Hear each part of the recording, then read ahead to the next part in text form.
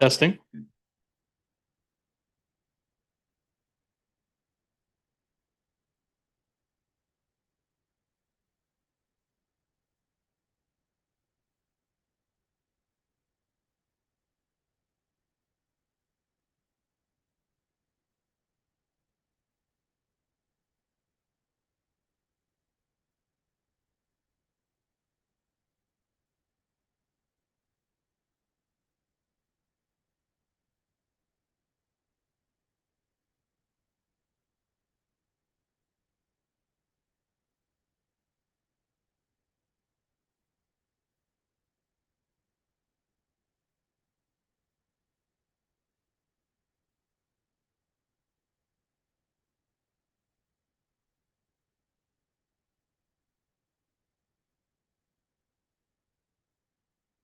All right, welcome. We're going to call the meeting to order at 5:33 p.m. on Monday, August 17th, and we're going to start with the Pledge of Allegiance.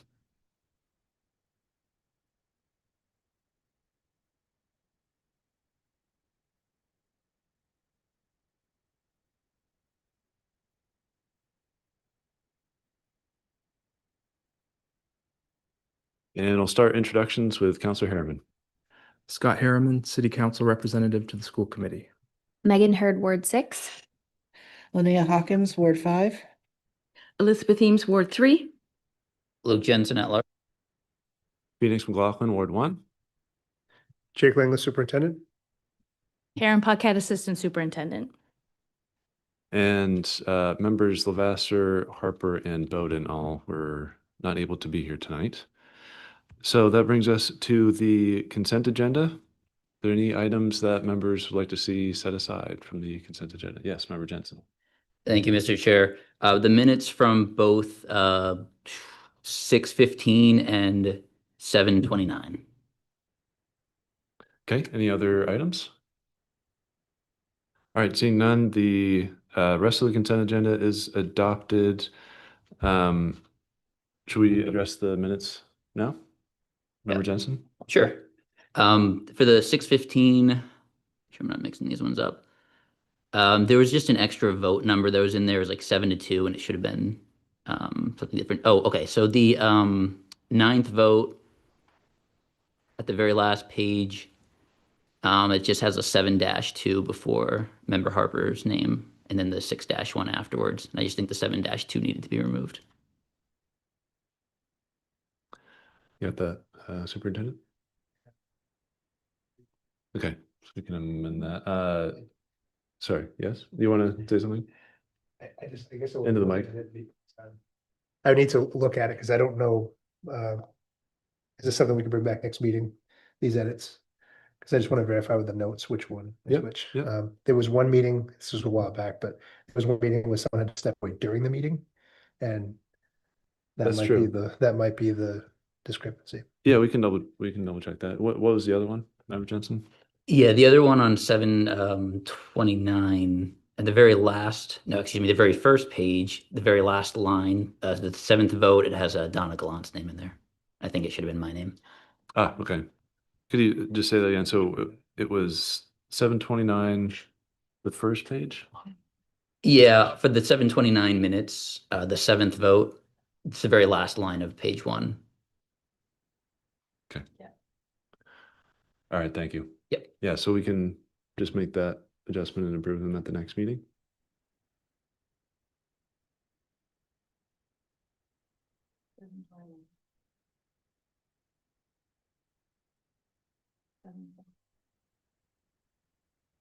Okay, you're all set? Yep. All right. So yeah, we'll skip those for now and come back to them.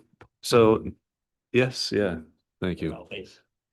Agenda item number 4 is public input. So members of the public may address the school committee for up to 3 minutes on non-agenda items now and on agenda items later. Speakers must adhere to our public comment policy BEDH, which is available in the back of the room or on the LPS website. These meetings exist to conduct school committee business. The purpose of public comment is to share thoughts on school and educational matters. Committee members and school staff will not reply during this time. Comments must be directed to the chair and be civil. By law, comments may not pertain to specific staff or students. Comments about individuals must be directed privately to the appropriate LPS staff. Student privacy must be maintained. Public comment is 30 minutes unless extended due to unusual circumstances. Priority goes to Lewiston residents and parents, students, or employees of LPS. Before starting, please state your name, town or city of residence, and affiliation to LPS. Go right ahead. Ronnie Parity, Ward 6. I come to you tonight I gave this talk in front of City Council. I was thinking about the role that we need to play in front of our children, and students. And I decided that we need to come across as role models, and I'm asking people to go into the schools as role models. Also, with government, is to discuss issues and not people. And I think we've done too much of it in the city of Lewiston, and I've been guilty of it too, and I'll admit that. And everything, that we now need to talk about issues. Because of the violence in Lewiston, we need to be role models, and I'm asking people out there and you people to go into the schools and volunteer, find out what's really going on in the schools and everything. I know back when I was on the school board, I used to go to Longley School. Tom Hood was a principal there at Longley School, and as you know, Longley School was the school with kids from downtown and everything like that. And we used to go in there and read to kids. And we were like a role model for kids to go in there and everything. And I really enjoyed that. And I guess I'm asking people out there and people here to start maybe doing that, even if you do it once a month, and talk to the kids and really find out what's going on.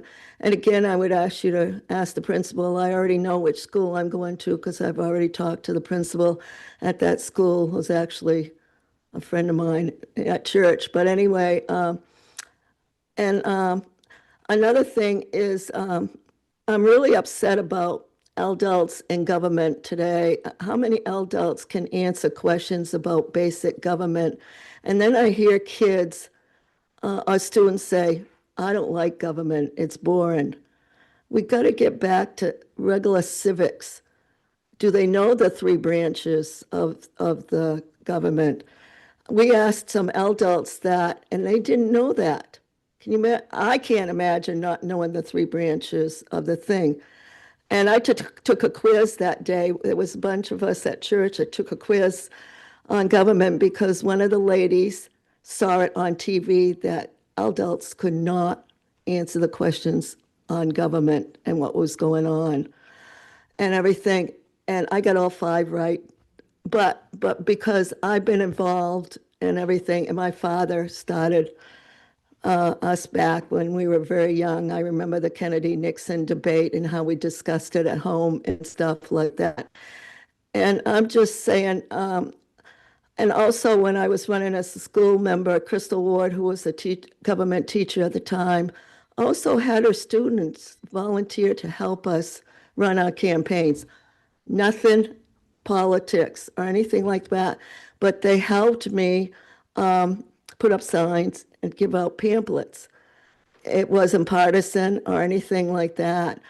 How do we involve students to get the government? Do people know what type of government Lewiston has? I bet if you ask many of the adults in Lewiston, they could not tell you what type of government we have and everything like that, and what the difference between Portland and Lewiston's government is.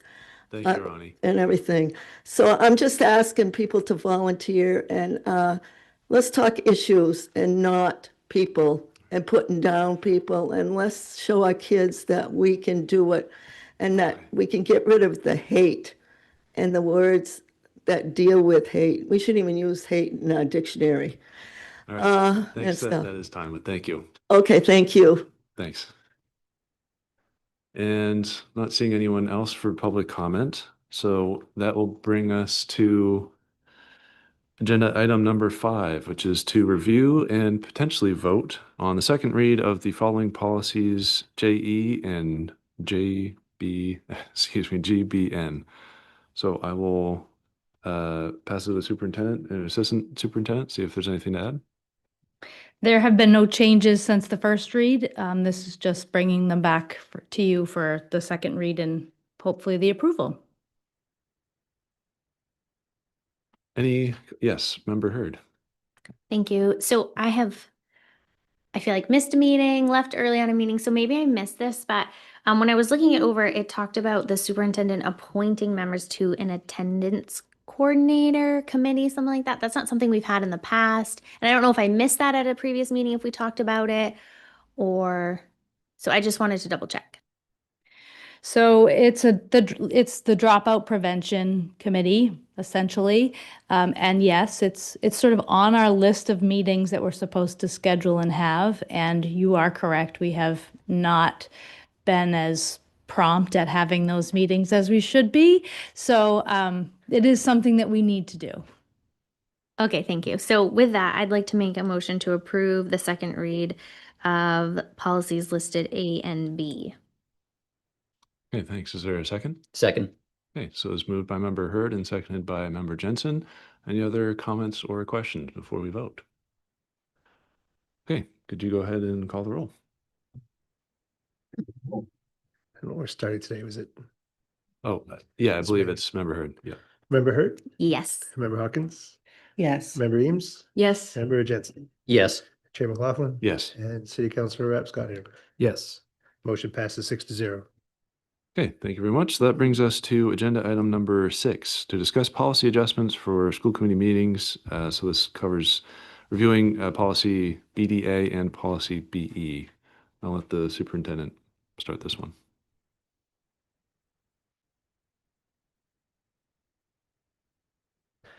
Just sharing on the screen what's in your packet. But I think to zoom out to 1,000 feet, essentially, the school committee had discussions about what is actually in policy, what is actually in charter, what is actually in statute as it relates to when meetings need to occur and what the structure of those meetings need to be. And so ironically, almost simultaneously, Karen and I were discussing policy BE, which doesn't currently exist in in the school committee's policy manual. However, it's come through as recommended for districts to have policy BE. Now, even though it's recommended, doesn't mean we have to have it. Sorry, just to clarify, I think it's BDA is the new one, correct? Oh, We currently have BE. My apologies, yes, Problem. to adopt BDA. But policy BE is what we have currently in place that does speak to our meeting structure. And part of the structure that we were seeing when you were presented with the potential calendar for the school committee meetings is this language around the first and third Monday of each month, because we run into things like holidays and vacations, and that became more obvious. In the past, we've just modified things, but then it doesn't align to policy. And so I see it as you have essentially two options. You can adopt the new policy and put any language in it that you see fit from the old policy. And then you would delete that policy once you adopt a new one, because they would be the same. Or you can edit the current policy to add the components of BE, just to clarify what you would like to do for meetings and schedules. There is nothing in charter and statute that demands you do first and third. And so I think that's become a past practice and a bit of a precedence, but I think as long as the calendar is adopted and the information is shared publicly, as we should, following the rules of meetings, public meetings, I think you'll be fine to do whichever you choose to do. The only thing I'd add real quick is we also do have our own procedural rules, which is another layer that's even more flexible. And we can also just address meeting times in there as needed. Were you going to add something? I was just going to add that I had that thought, but I feel like from a memo perspective, to make sure I share it, if you adopted the new recommended policy, the other items that are in there, like if you want to call emergency meetings or things of that nature, that does feel more procedural. That doesn't land in statute or anything like that. So I found some conflicting pieces there to your point of maybe that could live in procedural rules. Yeah, thanks. Member Hurd. Thank you. So if we adopt BDA, I didn't see any language in there that talked about when meetings would be held. It was more kind of like first of the year meeting when new members come on. But we are required to meet the first, like 2 times a month. like legally, what are we required to meet and where would that information then go? Does that go into procedural rules? Does that go into something else? Like, where would that live? So the twice a month, except for the summer, July and August, that does live in statute. But what it doesn't dictate is, excuse me, in charter, it doesn't dictate which Mondays that has to occur.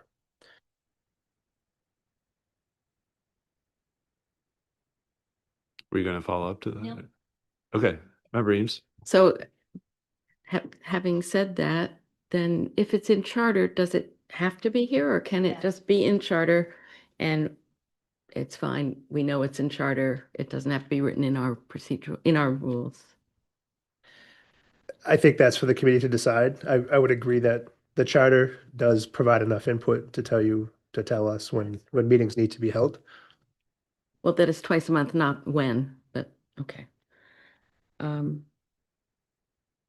Yeah, so I think all this stuff about special emergency informational executive can go into procedural rules. It doesn't have to be in policy.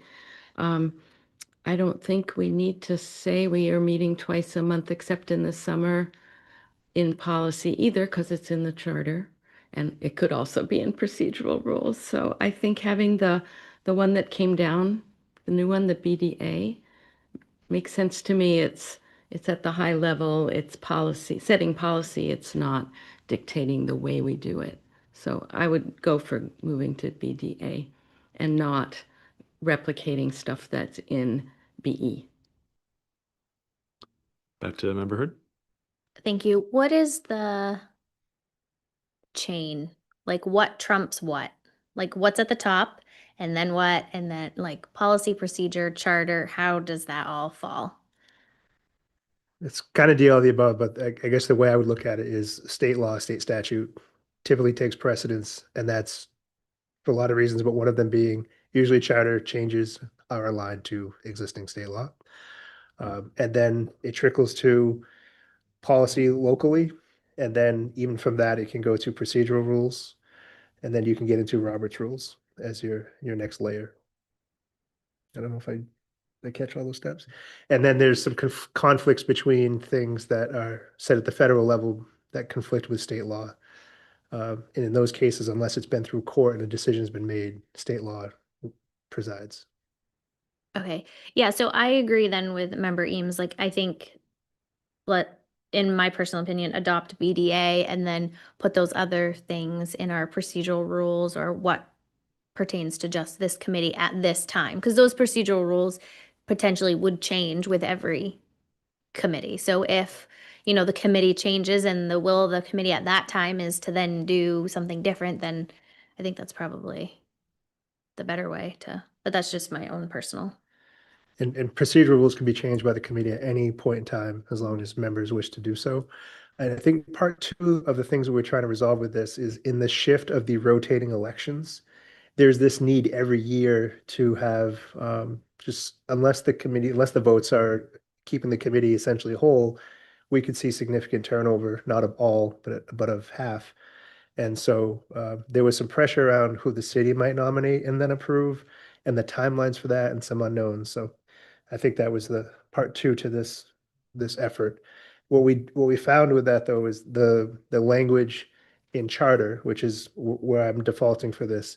It says at its first meeting in January or as soon thereafter as possible, the school committee shall elect by majority vote of the entire committee, chair, and so on. And that's in the memo, just for your reference. But I think that was another piece that we were trying to navigate to make sure that people had an opportunity to have some retreats or workshops to understand the rules that we were currently abiding by, what things are on the schedule to be potentially reviewed and changed, all while trying to pick someone who might lead that effort as chairs. And also, just to add real quick, I mean, the charter, I don't think the charter is so specific as, 2 Mondays a month or something like that. And that type of thing, I think, is a little more appropriate just to decide at the committee level. The purpose is just for us and for the public to have a somewhat, understandable time that we generally meet. But having in policy the first and third Monday of the month, that we've basically never been able to follow that for a substantial part of the year, as you can see in the next agenda item when we talk about the next calendar being literally our next regular meeting. The first Monday of September is Labor Day, so we're not going to do that. So that always comes up. So that type of thing, I think, just generally saying, our regular meetings will generally be 2 Mondays a month or something. In having that in our own procedural rules, it's fine. And then if in the future the whole school committee works Monday nights and they want to do a different night, it's just a little more flexible. You don't need the multiple reads with policy changes and things like that. So that to state the bottom line a little more clear, I do think just moving towards removing BE, retaining the parts of that that we like in procedural rule, it makes sense, and then taking on BDA as a new policy to address, the I forget how it phrases it, but the organization or the leadership choices and things like that. That does make sense to me. But yeah, Member Jensen, you had a hand up? Yeah, thank you, Mr. Chair. Did we say that it's in the city charter or state statute that we have to have 2 meetings a month? I didn't put in my memo because the items we were checking in charter. I do believe it says somewhere in the charter that there'll be 2 meetings a month except for July and August. I'll have to double check to verify though. But I believe it's in there, and I don't know if it's in there as the school committee will, or if it's the city council will and the school committee follows suit.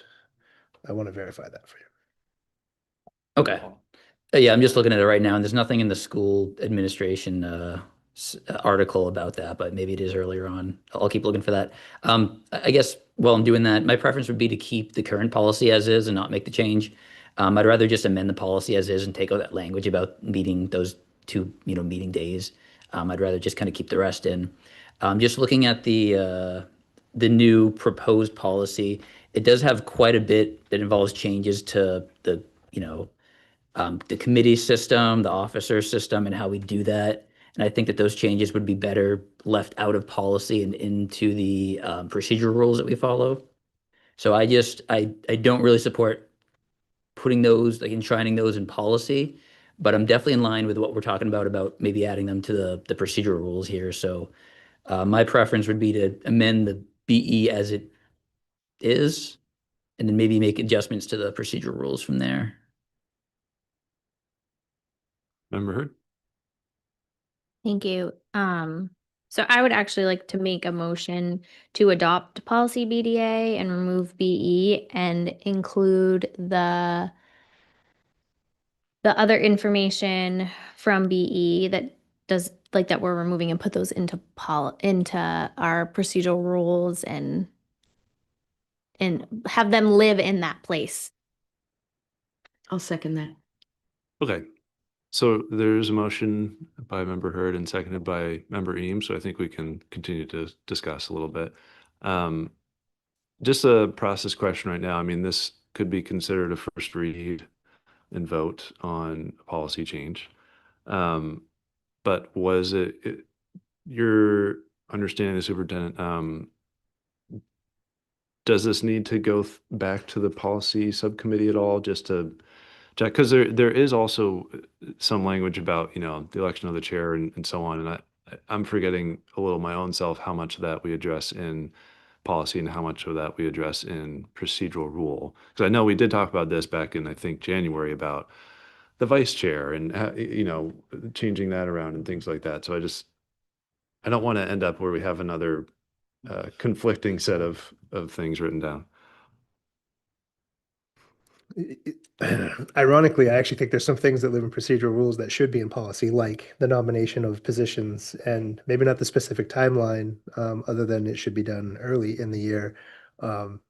Things like how you nominate and select your chair and vice chair and committees feels like it should be policy, not procedural rules, but we do it the other way around. I really think from a language perspective, it go either way. I feel your question about should this go to policy subcommittee, I would say yes, but I do think some direction would be good. And even if we created a couple of options for you to say, if we move things from BE to procedural rules, what would they be? Here's a draft. That kind of thing would be easy work. It'd be copy paste. And if it's to maintain, to Member Jensen's point, modify the language about first and third meeting is a really small edit. So when I looked at both of them, I felt like it might be a little more work to clean things up to adopt the new policy and move things to procedural rules, but it might clean things up, but it's a bigger lift. But either would achieve, I think, the same objective. Member Eames? Is there a time crunch here or not? Because I don't know when policy's meeting next. Karen can look at when we're meeting next, but my only time constraint was really about adopting the school committee meeting schedule, which can be modified. But last meeting, we talked about trying to get clarification on this. Do we have to have first and third? Is that charter? Is whatnot? So we had to do a little bit of homework on it.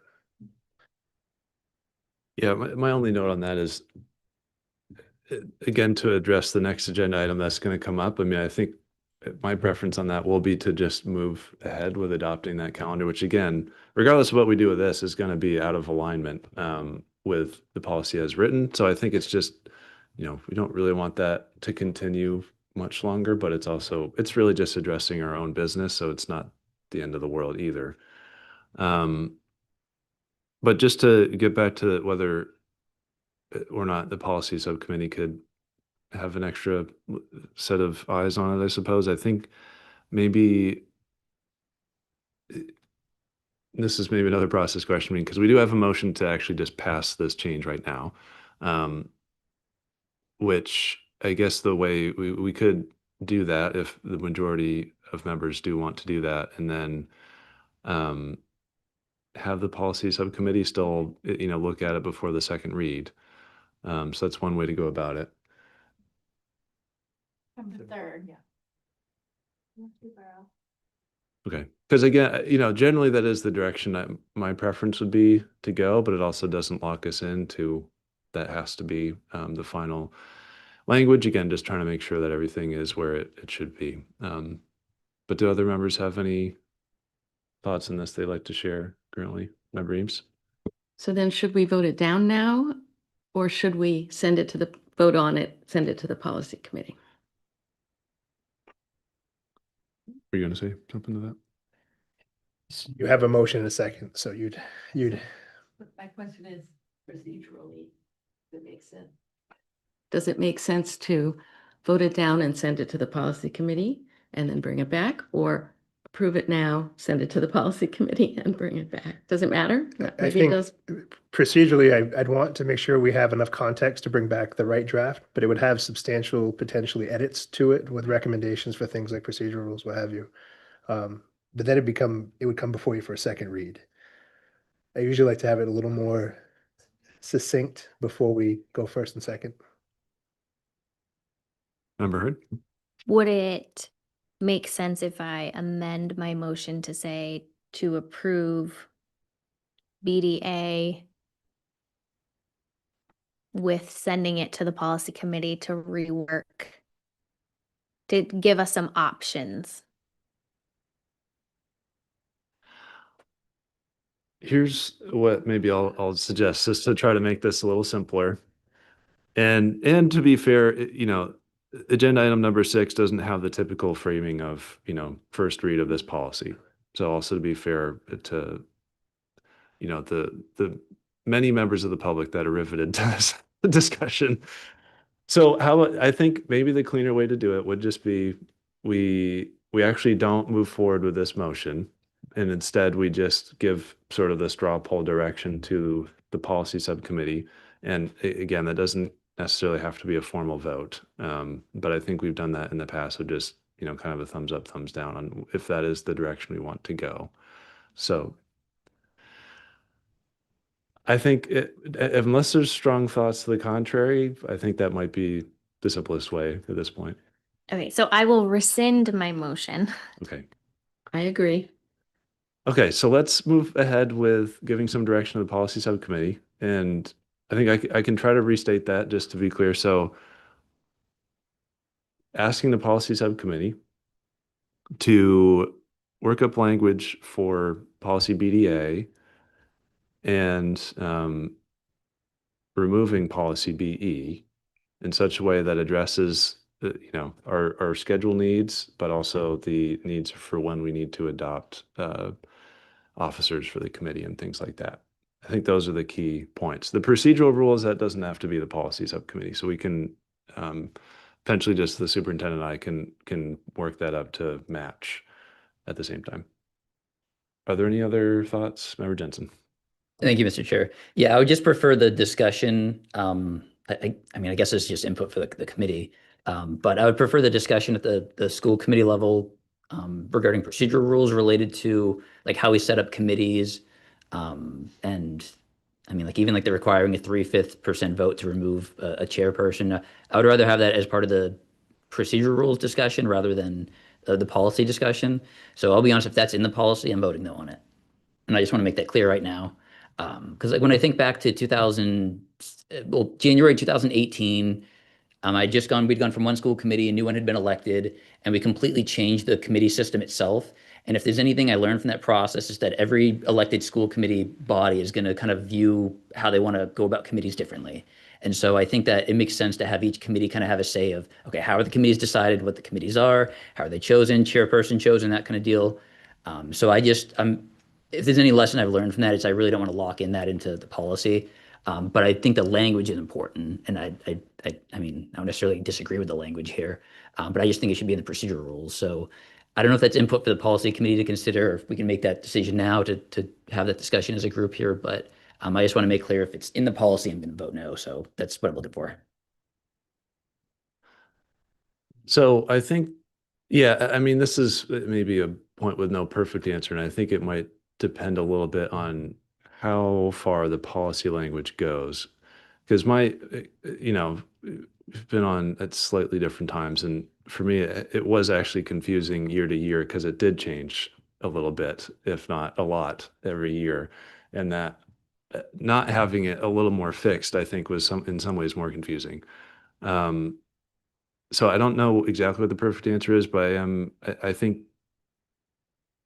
I would be interested still to at least move forward with what was said, what I said just a minute ago about the policy subcommittee looking to, I guess this is my proposal at least, and we can kind of thumbs up or thumbs down if this is the direction we want to give of, working up appropriate language for BDA, removing BE, and then procedural rules will amend ideally at the same time, but that's not specifically, the policy subcommittee does need to work on that language, but that would be kind of the context.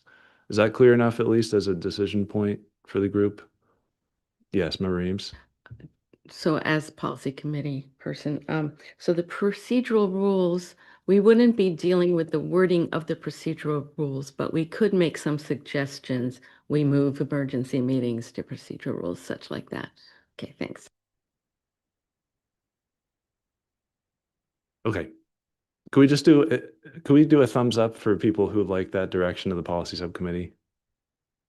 Okay, great. All right. That's everyone. So thank you all for working through this. It's always the committee function stuff that is kind of the most ambiguous and takes a little work to pin down. So thank you for bearing with us. Anything else you want to add to that before we move on? I'll be that guy. I am curious, and I wish all members were able to be here tonight, but do you want the policy subcommittee to also look into how many meetings per month are required in other places? Yeah. And I guess part of what I'm asking is, does the committee have any interest in meeting less than twice a month if that's an option? I mean, it doesn't feel like the wrong number to me, but I want to check with you all. I also think that there's other times of the year where during budget season, we meet 8, sometimes more times per month, plus city meetings. And that's a pretty big lift for all of you, so. And that's nowhere written in the policy stuff. So yeah, we need to clean this up. I'll just say, yeah, I think definitely check what is required and go from there. I wouldn't make huge changes to that 2 meeting per month baseline at this point, but I'll just double check what's needed. Anything else? Okay. So all that said, let's move on to agenda item number 7 to review the updated school committee meeting calendar with a potential vote. You want to lead this off again? Yeah, it's in your packet. We made a couple of tweaks that were recommended last time. I got to verify a date and a day in January that we had put. Um, I thought the 4th, and I wanted to double check to make sure it had the right date and day um, for January.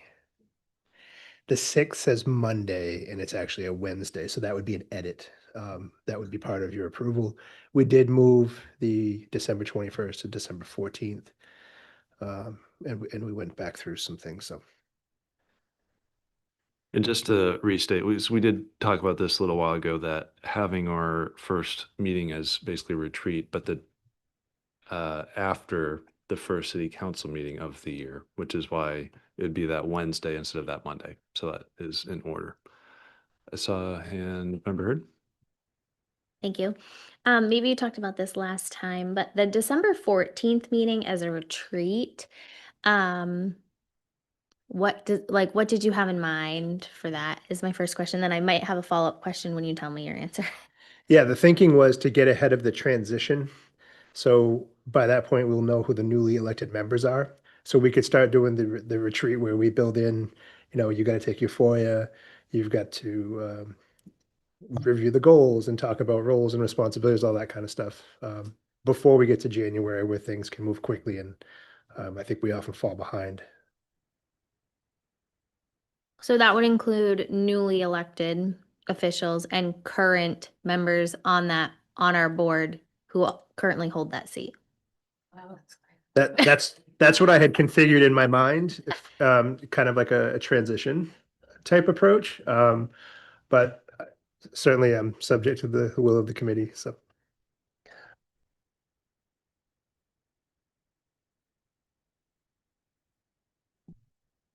So it is a retreat. I mean, it's not formal business that would be conducted, obviously, with those additional members. It would be a little more informational.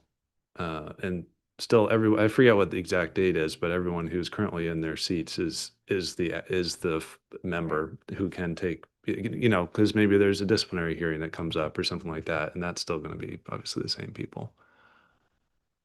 Do you want to say something?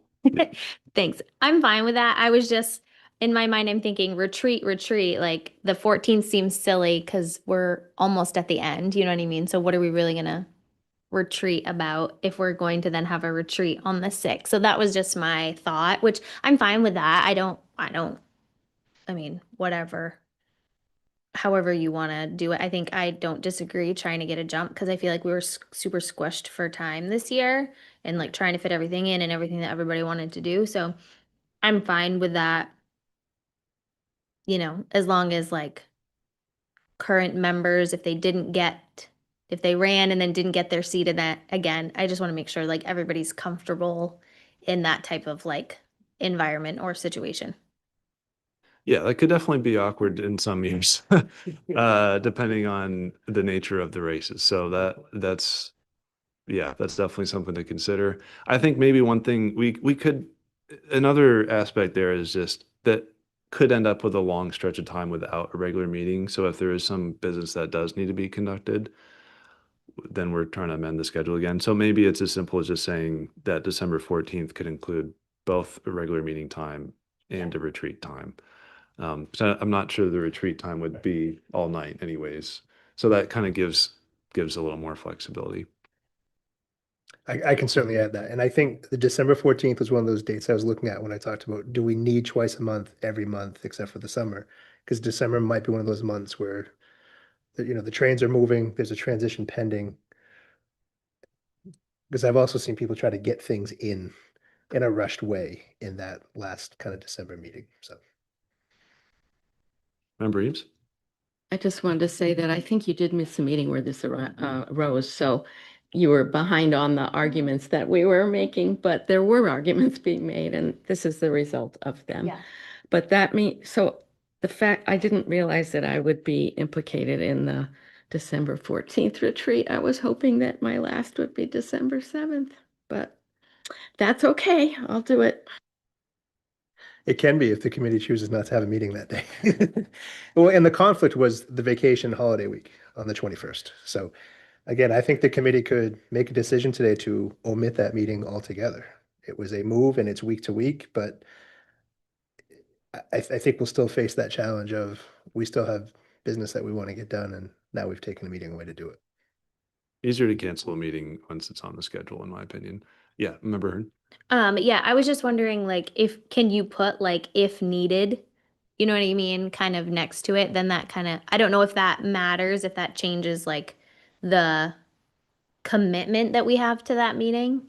You know what I mean? Because some of these, especially like during budget, it's like if needed, if needed, if needed. So we're not really committed to those meetings. So I don't know if it holds the same weight if you do it for that December 14th meeting, if that makes sense. That way we're not committed, or we can just keep it. I don't care either way. I'm just saying, like, if members feel strongly about maybe they don't want it or they don't want to be committed, like held to it.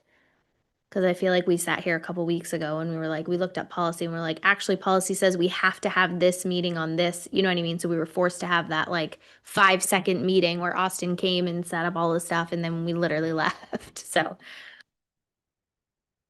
Any other thoughts from members? Yeah, Councilor Herman. I just wanted to make a quick correction on the January 6th one. It says Monday, but that's a Wednesday. Yeah, yeah, I mentioned that earlier, but it might Oh, not I'm have sorry. said the date. I missed that. Yeah, but yeah, it is. That's the one where we want it on the Wednesday, so it's after the city council meeting. Other thoughts from members before we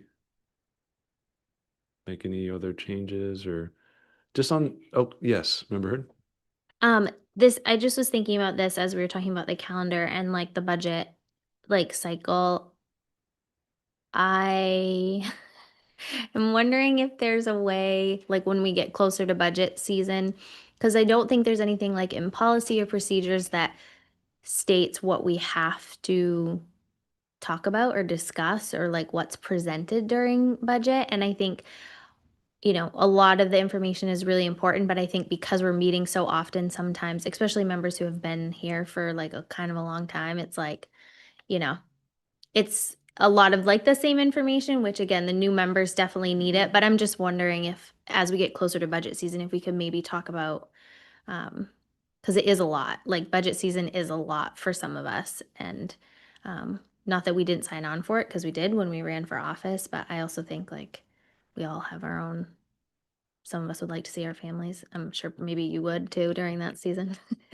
Well, I'll just tell you now, 'cause this was going to be part of the update that I give in a minute, but we did talk about moving the school updates to just be throughout the year instead of having them all kind of at the start of budget season, since I was kind of saying it's really not budget information. It's great information to get and we want it. And frankly, it's probably better to have over the course of the year. But it is more, general updates about how the school is doing and things like that. And so that takes up quite a lot of time during that season when we already need a lot of time. So that was something we discussed and are planning to do, I believe, starting in September. So I'm not sure if that's what you had in mind, but I think that will help a bit. And again, that's not something that's written anywhere. It's just, that was sort of a scheduling choice. Yeah. Okay, so I do believe we should vote on the calendar. Any other thoughts or motions? Okay, yes, member Heard.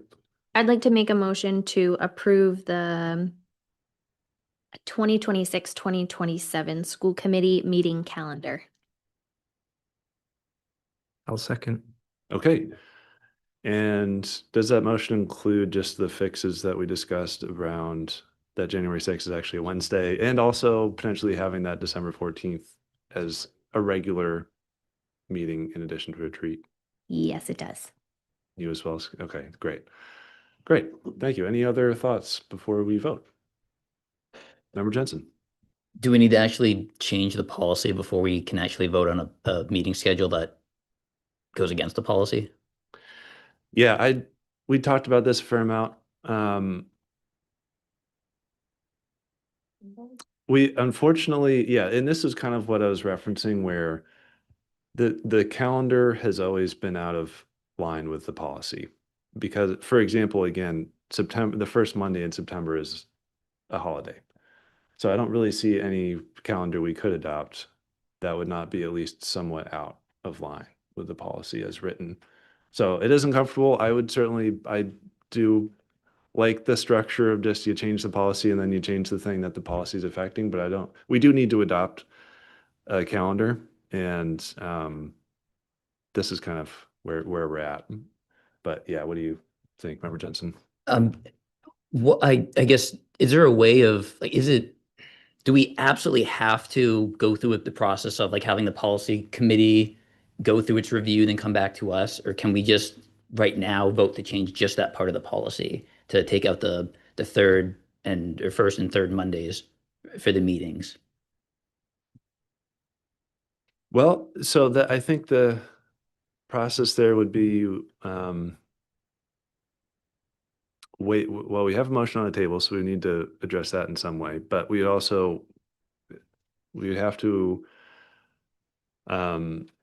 suspend the rules, have a motion also to waive the second read, but then vote on removing that section from policy BE.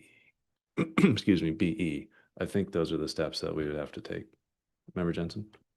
Honestly, I'd prefer to take that step. I'm not going to vote for something that violates the policy itself. And this isn't something that's coming as a surprise. We knew this would be coming up.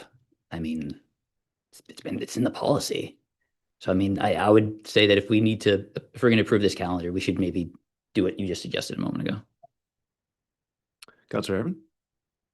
I just wanted to add that I think that by approving the calendar, we're not actually violating the rule.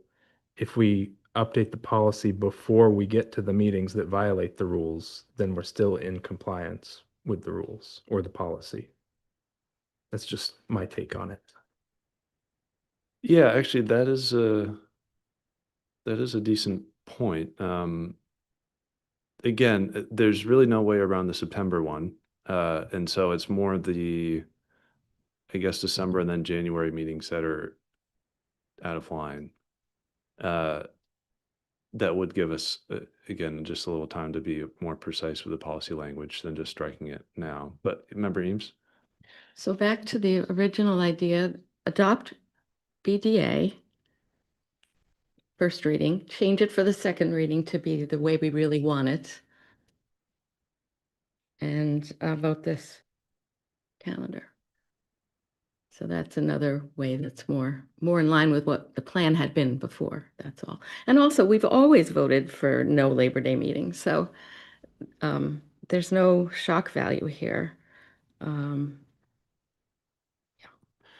did hear a little whispering over there. Yeah. Yes, something to add, Superintendent? One idea would be to approve the calendar at least until that first meeting in December today, because we're trying to schedule administrators to be ready to present to you in this rotational basis. And if we don't start selecting dates, it's not fair to them to expect a meeting just gets decided and then next week they're presenting something. It's already been a struggle. We're actually supposed to meet next week for staff approvals only, for personnel only. And that meeting has technically not been approved to occur yet. Member Jensen? So I think like waiting until the September 14th meeting, I mean, the policy says the school committee will hold regular business meetings on the first and third Monday of each month from September through June. So when we don't hold one on the first Monday of September, we have broken the policy. So we either follow the policy or we don't, guys. I just, like, we knew this was coming up. We should have done this earlier. I think the only option for us at this point to adopt the calendar that we clearly want is to vote to suspend the rules, do a first and second read of the policy change, and literally just take out just take out the part for the regular meetings. So that's the path I want to move forward with this. Do other members feel strongly about that?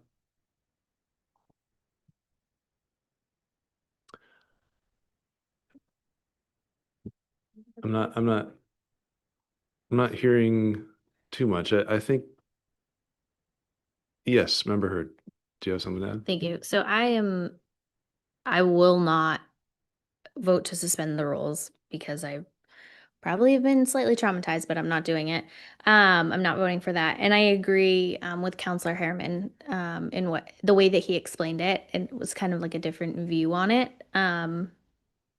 And so I will not vote to suspend the rules for the calendar. I understand that it's in policy, but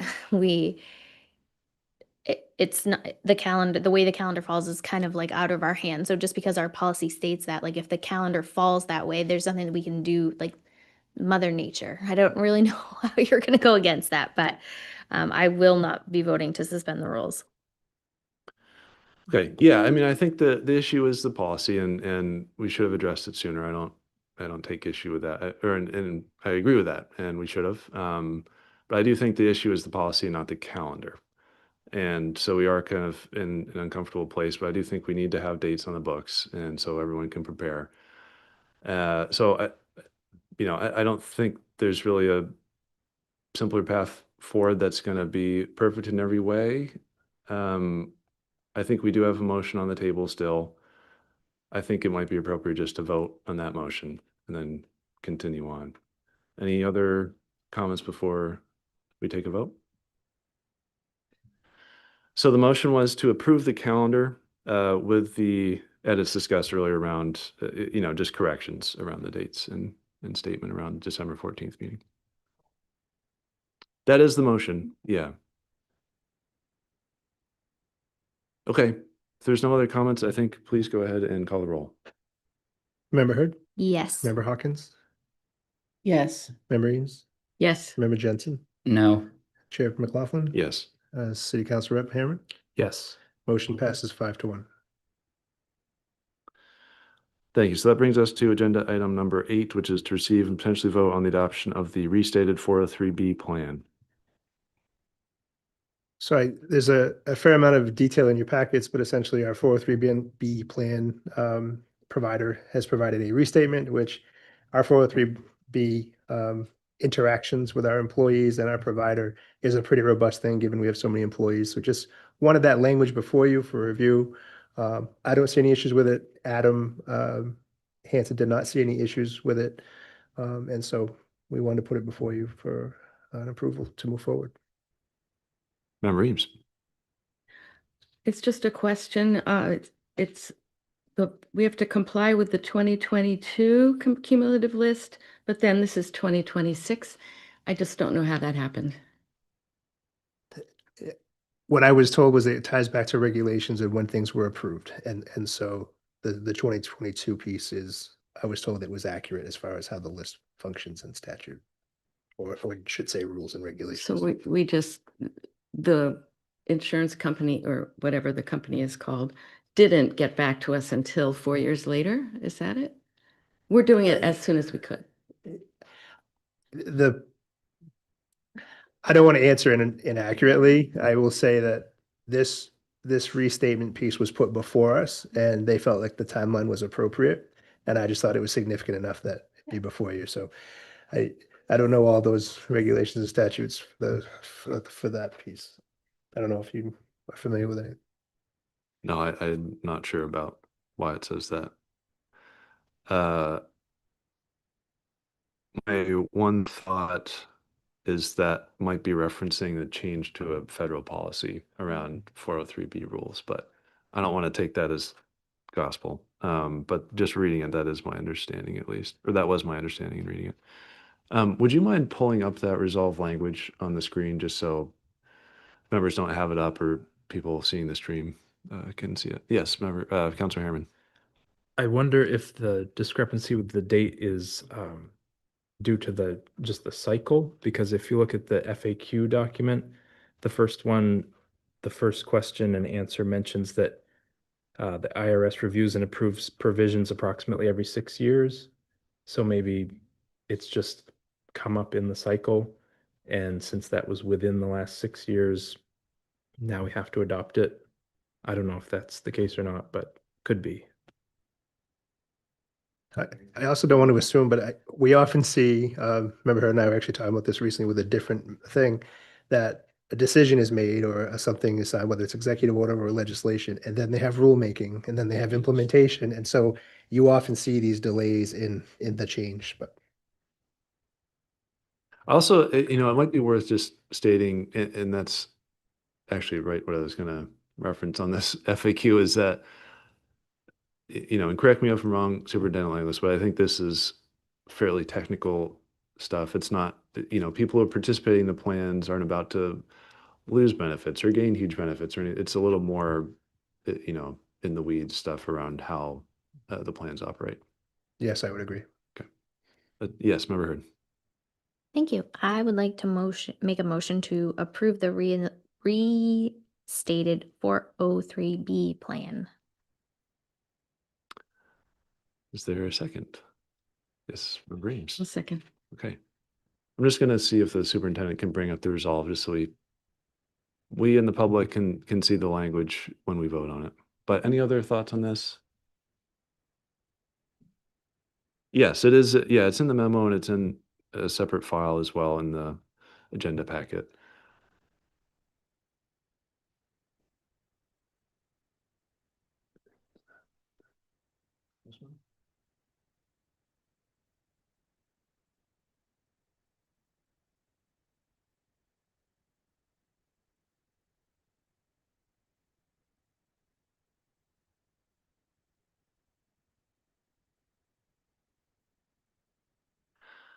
Okay, well, for some reason the file is not immediately. Okay. Sorry. I do think since it is a resolve, I think it is good to have the language up if we can.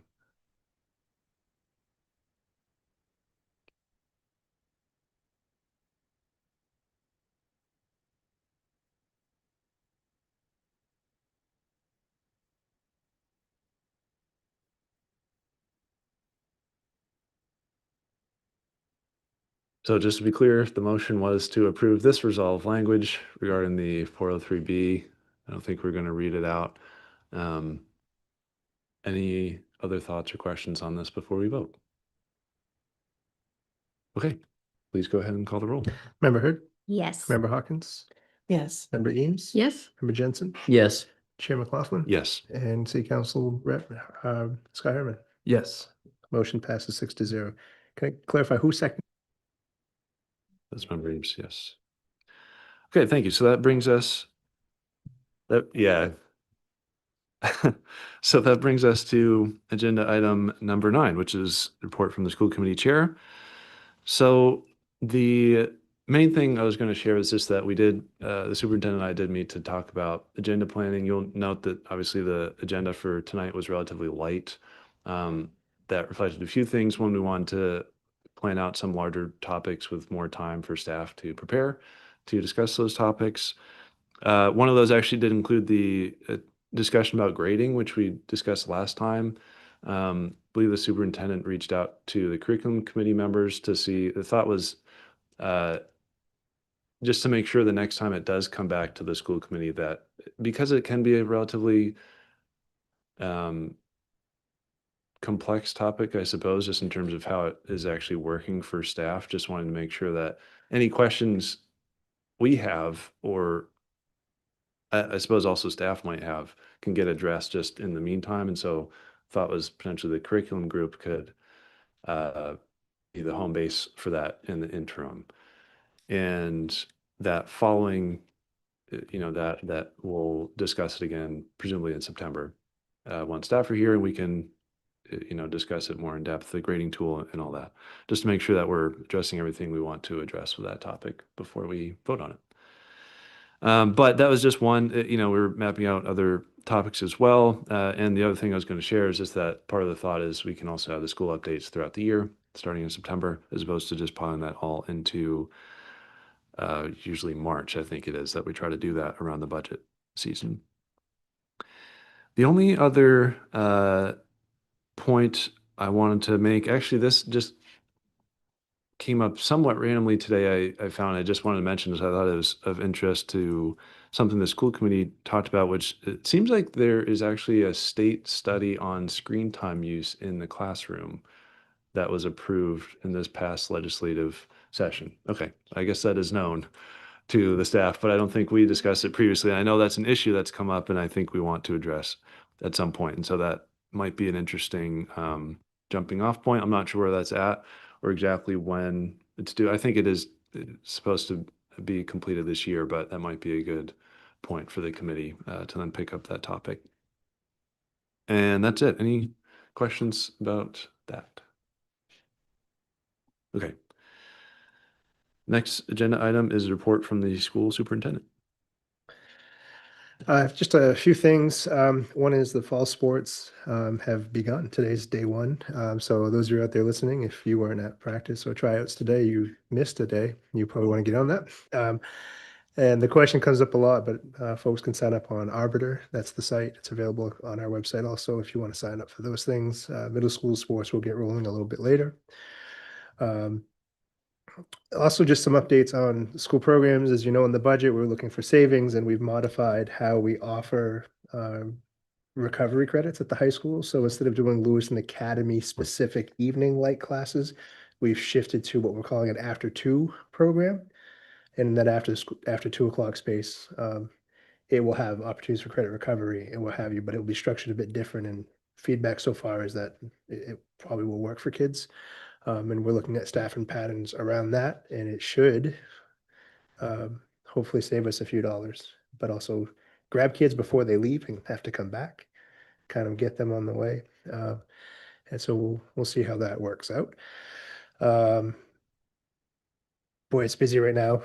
We have teachers coming in next Monday and Tuesday, and we'll have kids starting Wednesday. This week, the high school has some open house items for kids to get their pictures taken and whatnot. But folks out there watching, please be looking for your principal emails and newsletters and things for upcoming school starting I should say anytime, just over a week from now.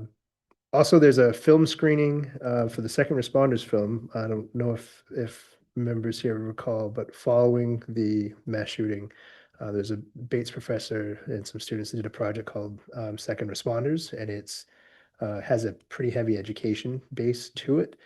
And it's actually won a number of film festivals. And on Sunday, it'll be in Biddeford. I forget the name of the film festival.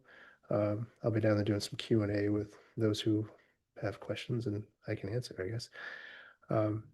But kind of an interesting thing, interesting spin on how important the work that people like you all did in response to such a terrible event that will live with us forever. That's all for now. Thanks. Any questions for the superintendent? All right, seeing none, we'll move on to agenda item number 11, report from the city council representative.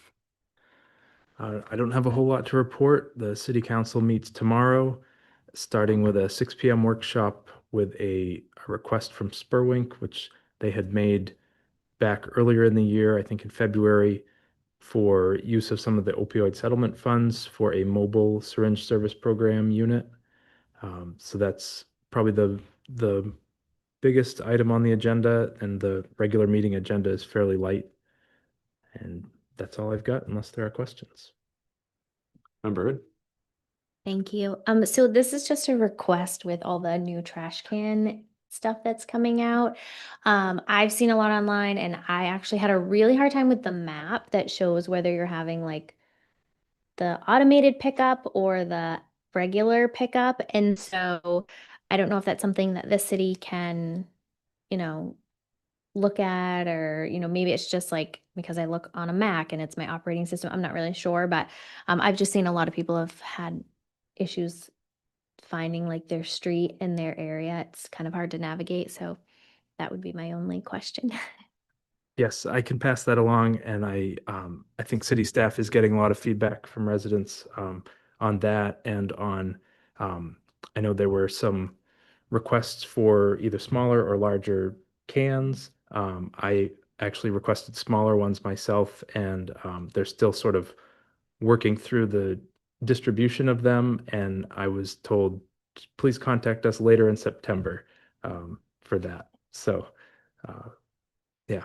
So, but if there are any questions, the new trash cans came with a little info packet, and there's a phone number for Casella customer care and also for Public Works there. All right, thank you. We'll move on to agenda item number 12, updates from school committee subcommittees. Any updates to share, Member Hurd? Yes. Thank you.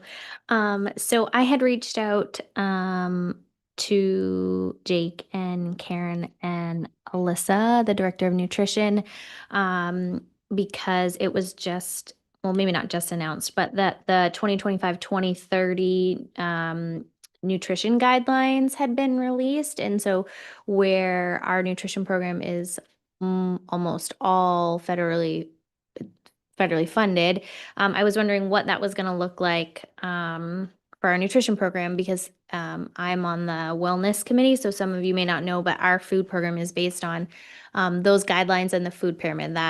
That is the basis of what Alyssa orders, and that's what's served to our kids. And so with that change, I'm just wondering what changes that will look like in our cafeterias and what's being rolled out to our students. And so Jake did get back to me and said that there are some changes, but nothing that's really been like sent to the schools that says you have to do this, this, this, and this. So hopefully we can find out more information at our next wellness committee. And then Alyssa, maybe once that comes down, she could present a little bit to us of what that would look like. Thank you. Any other subcommittees since we last met? Okay, any school committee community announcements? Counselor Harriman. Yes, I did. I've got a couple things. I had one thing that doesn't really fit with city council update, but and administration might know more about how this is going to be used. But Senator Rotundo alerted me that about a week ago, Maine Housing announced that they awarded funds to prevent student homelessness, and Lewiston Public Schools received a little over 207,000. It's a one-year award for homeless prevention, for housing stability services, and direct financial assistance. And it comes from the Emergency Housing Relief Fund that was created in 2021. So it's good news for Lewiston Public Schools.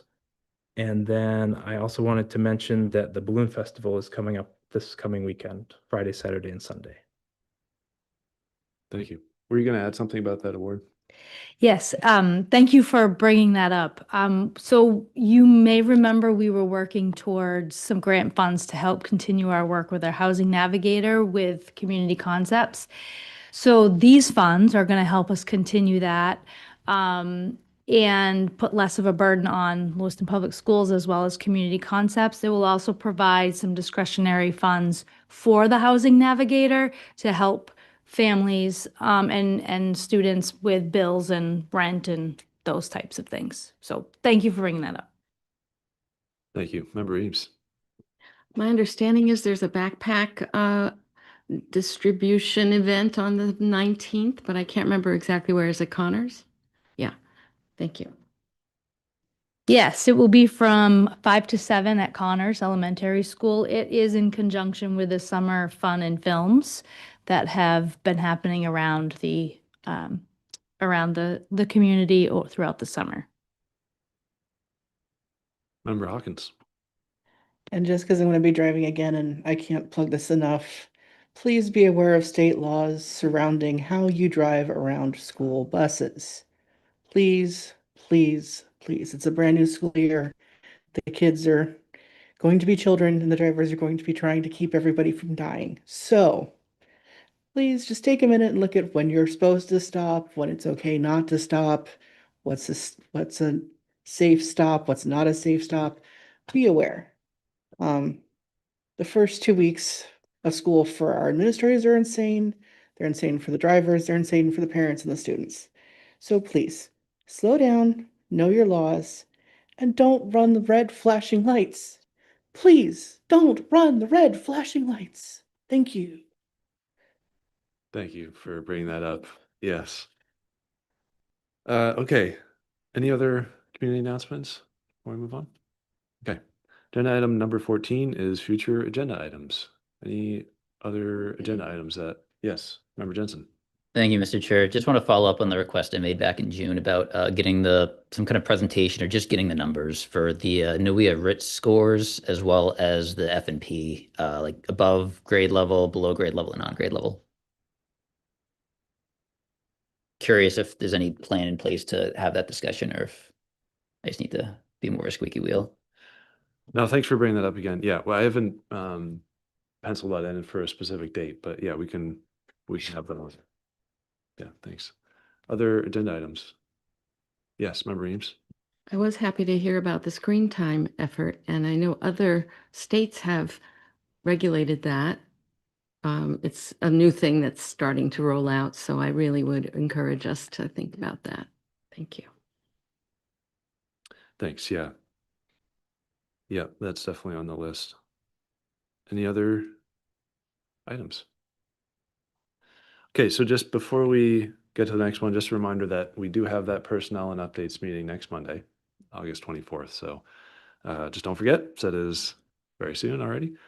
So next agenda item is to enter into executive session to discuss a personnel matter in accordance with 1 MRSA Section 4056A. So moved.